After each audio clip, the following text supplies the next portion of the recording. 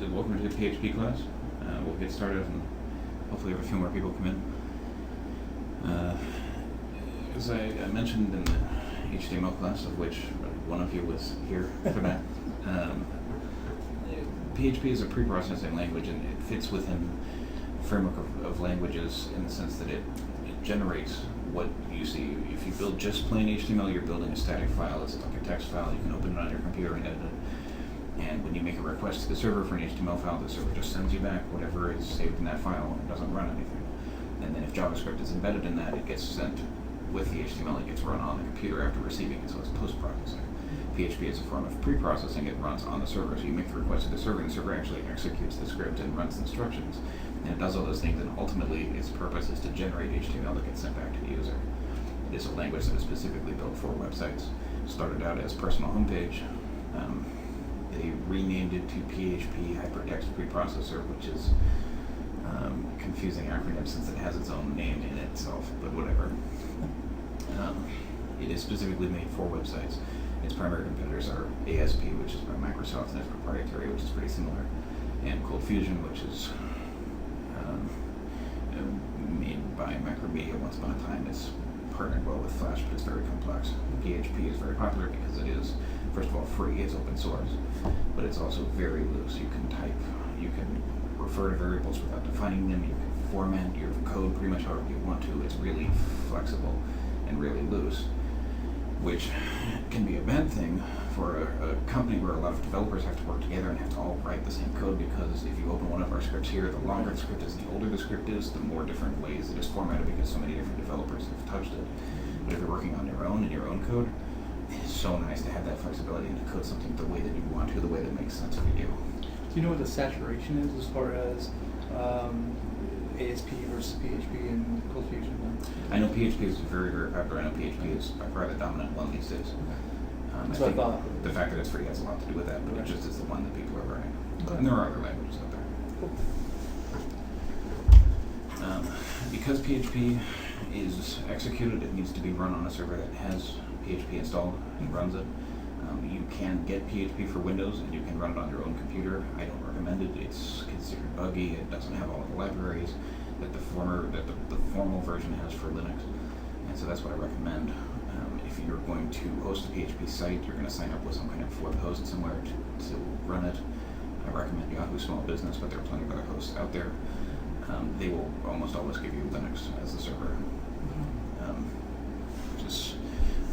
If you're used to it, you can log into Linux, which is what we do here at Mouse Media, and we actually edit the files right here. I'm not going to do that. But you don't have to do that. If you sign up with a web host online, 10, 15 a month, whatever, they usually give you some kind of interface so that you edit the files on your computer and then upload them to the server through some kind of file manager or FTP program, and then you actually execute them on the server. And there's two pieces of software that I recommend, although they can be pricey. One of them is Zend, which is made by the guys who invented PHP, and it's as close to the official source as you can get. Zend makes a lot of products for PHP. Is it Z-E-N-D? Yes. The other is Dreamweaver, which is by Adobe, and you have it here, probably on your computer here at the office.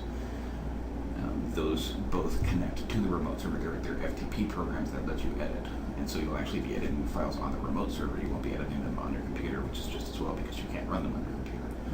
So I'm going to type some code here in Notepad on this computer so that you can see what the code looks like, but we won't actually be able to execute it. I can copy it onto the web server and run it there if you'd like to see how it executes, but for now we're just going to get into basic syntax and how to write the script. Questions so far? Nope. Okay.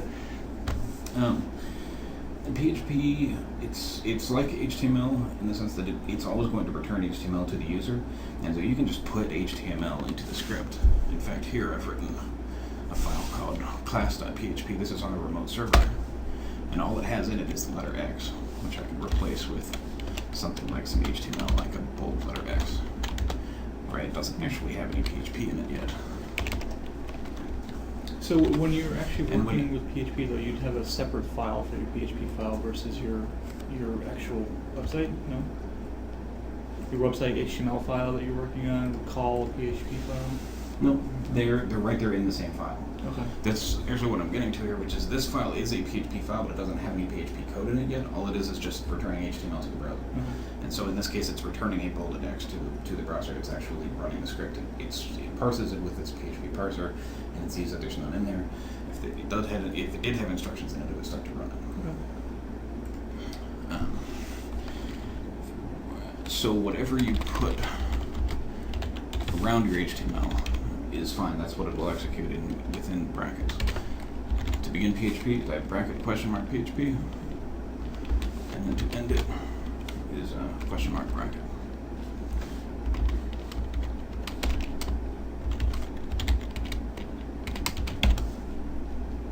So in this case, if I were to save this file and run it, all you would see on the screen are the words HTML here, because there's no instructions within those brackets. It would run code within there if it had any. I'll mention short tags. There's a server setting that is fairly common called short tags, where you can just type bracket question mark, and you'll see this on a lot of servers. We use it here. It's not the official way to go. The official way is to type out PHP. Is there any compatibility issues? XML is the problem. XML files also start with bracket question mark, and so the server can get confused as to which file type it's trying to serve. So it's probably a good habit just to put the PHP in? Correct. It's the official way. Okay. Personally, I type without it, so I'm used to typing this way. So I'm going to type this way for examples, but it works both ways. If you install it on your site and you start typing with the bracket question mark and it doesn't work, just switch to bracket question mark PHP, and you're fine. I'll also mention there are comments, which is a helpful thing to have. Anything you type, if you want to do a single line comment, just put a / in front of the word, and it won't execute that. It's just a simple line saying what the next block is going to be. It's helpful to break your PHP up into a few lines at a time with a comment on each one saying what it's doing. Yeah. Even if you're just the only person who's ever going to work on this, it's helpful to you to come back 6 months later. Right. What did I do here? If you want to have multi-line comments, you begin with /*, put in as many lines as you want to, and then //. Sorry.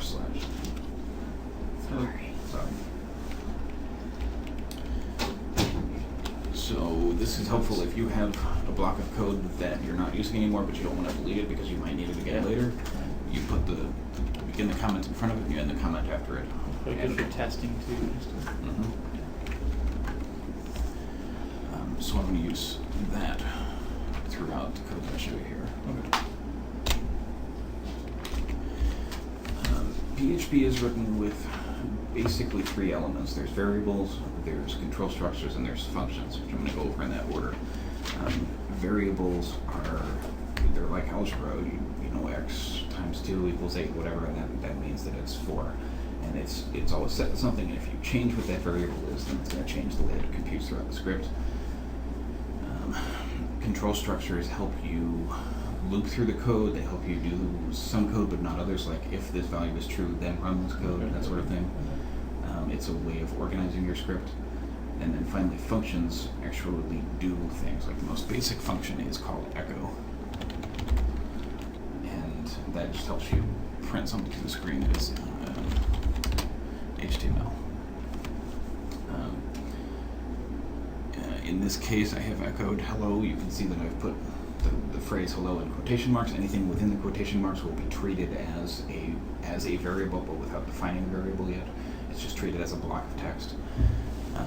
And then I've ended the instruction with a semicolon. In PHP, you always end with a semicolon. You can put as many instructions on the same line as you want to, as long as they're punctuated with semicolons each. I recommend putting each instruction on its own line. It's just much easier to read that way. Within this, you can have all kinds, within the quotation marks, you can have all kinds of text. You can have as much text as you want, as little text. It can be blank if you want it to. If you want to put in quotation marks within it, you can just escape them with a / right in front. And this way, because if you were to type hello students with quotation marks in there, it would treat this as the string. Right. And wouldn't know what the rest of it is. So, okay. All clear on that so far? Yep. Was it forward /? That was a \.